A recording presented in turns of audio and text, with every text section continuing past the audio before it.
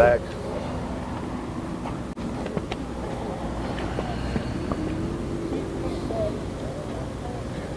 So y'all ready? So good morning. Thank y'all for coming out to help us share this information with the public. About shortly after 8 o'clock this morning, an armed robbery was reported from a local business in the area. And I'm going to let Chief Parker give you the updated information with as much detail as possible. Chief?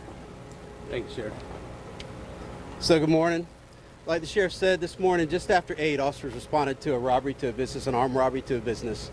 And since that time, we've spoken to a few of the witnesses here in the area.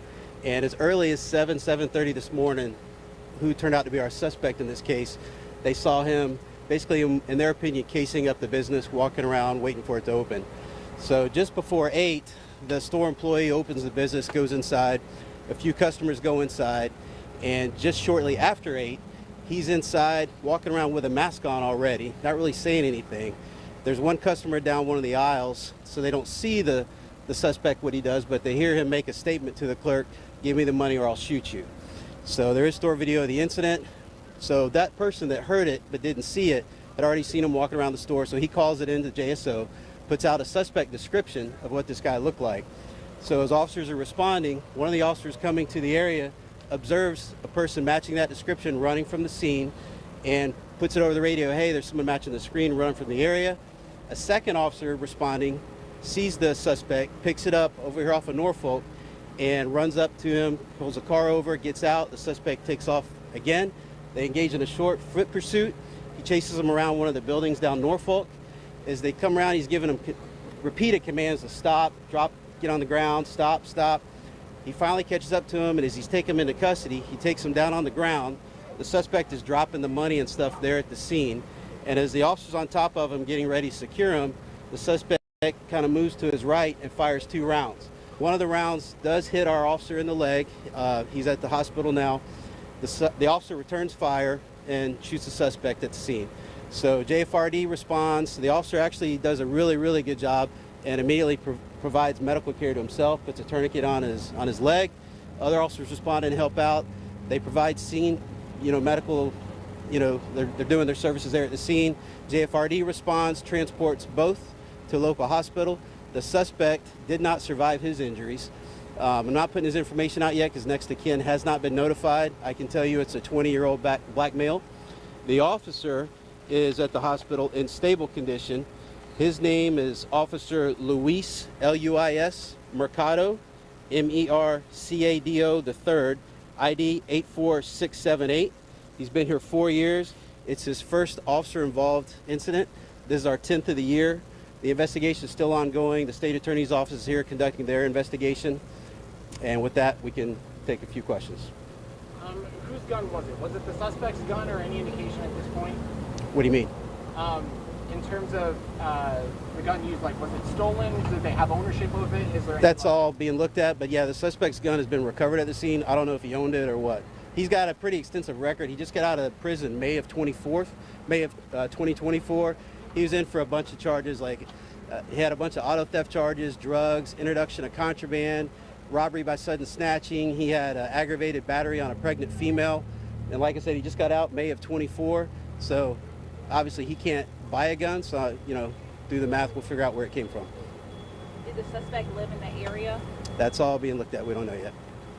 Was it only that one officer who fired shots? That's what it looks like at this time, yeah. And the bad guy fired 2 shots. First, striking the officer. And Sheriff, how many did the officer fire at the suspect? He fired enough to get the job done. So we don't have to worry about that guy anymore.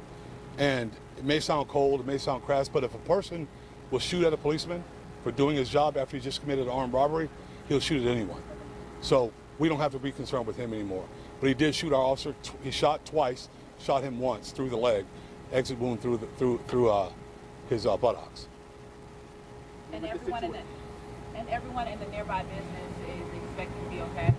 Yes. I'm sure there's probably some traumatic things that they're dealing with. Of course, when you have someone show up early in the morning, they're just there doing their job, and some guy shows up and points a gun in their face and demands their money.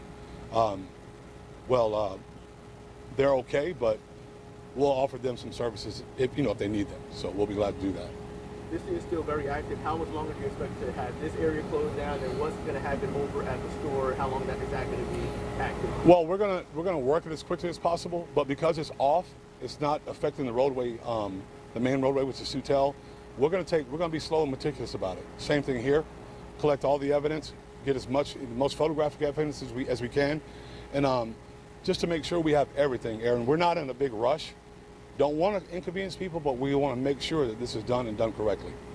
And then I was just scrambling to write notes. Right after he reached around, fired the 2 shots at the officer. What happened right after that where the officer opened fire? What happened? Yeah, if you could just repeat it. Yeah, his engine shut off. No more fight. It's done. It's over. The officer then rendered himself aid. He put his own tourniquet on, laid down on the ground very calmly, put his own tourniquet on, and was able to get transported at that point to the hospital. So the officer kind of fired shots right when the suspect did. It was kind of like a boom boom exchange. It was boom, boom, boom. I have a question. Is there any other suspects, or he acted alone as From what we know right now, he acted alone.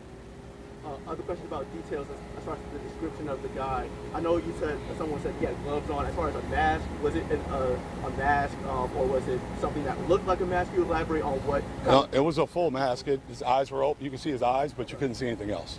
Everything else was covered. These ladies know some guy next that description with the do-rag also. Was that the same guy? That I don't know. We'd have to get that information for you later. I just know the guy that we have is the right guy that was involved in the armed robbery. Thank you, Sheriff. All right, thank you.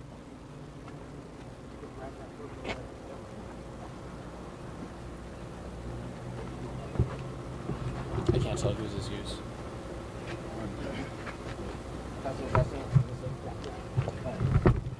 Sheriff, quick question. Can you tell me if it is